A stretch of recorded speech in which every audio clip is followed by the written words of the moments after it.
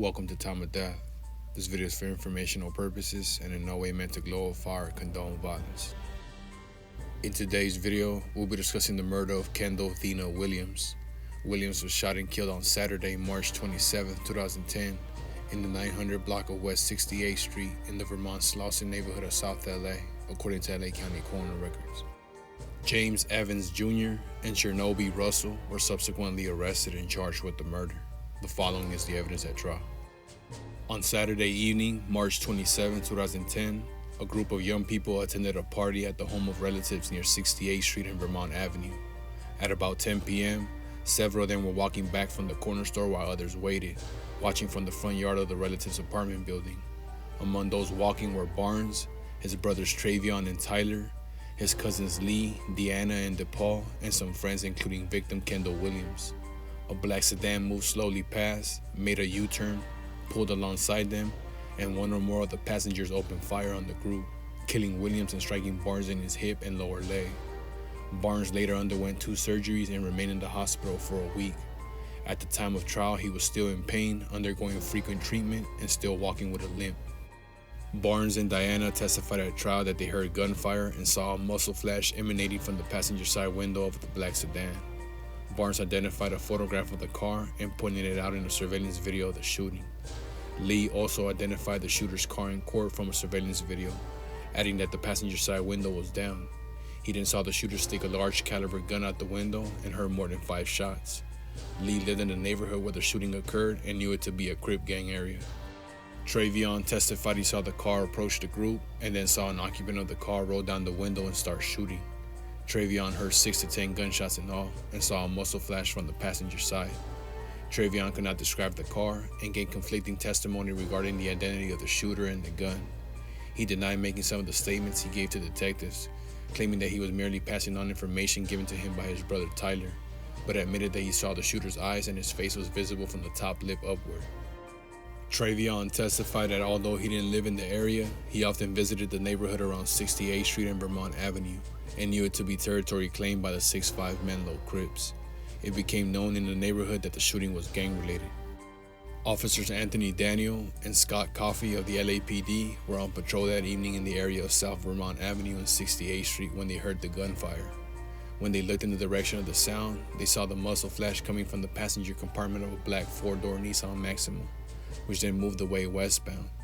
The officers followed the Nissan, broadcast their location, and requested backup.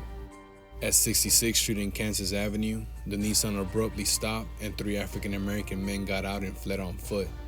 The officers described one of the suspects as wearing dark clothing and another as wearing a white shirt and tan pants.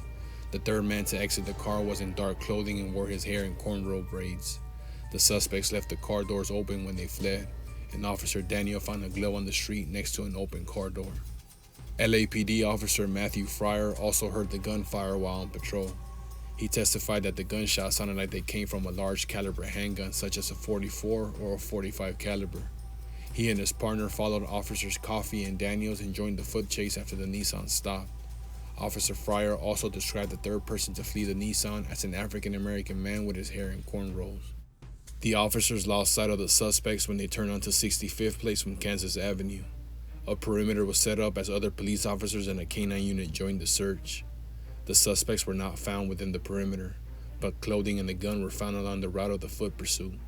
2 light-colored shirts were recovered as well as a black jacket resembling the jacket worn by the suspect with cornrows.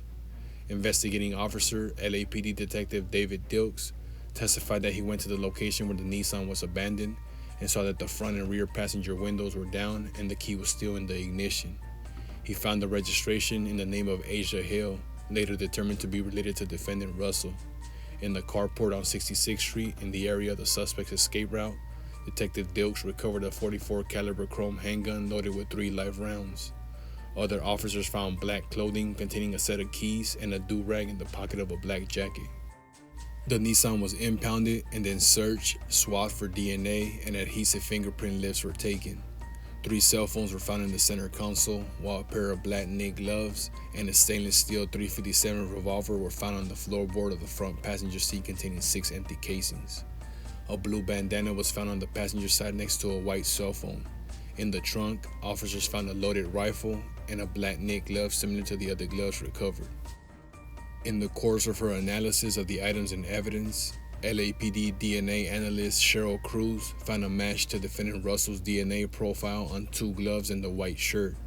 Among the items of several contributors, defendant Evans was a possible match to the DNA mixture profiles obtained from the other gloves, the bandana, a brown shirt, and a .357 handgun. Defendant Russell was a possible match to the DNA mixtures profiles obtained from the steering wheel, the plaid shirt, and the .357 handgun and the .44 caliber handgun.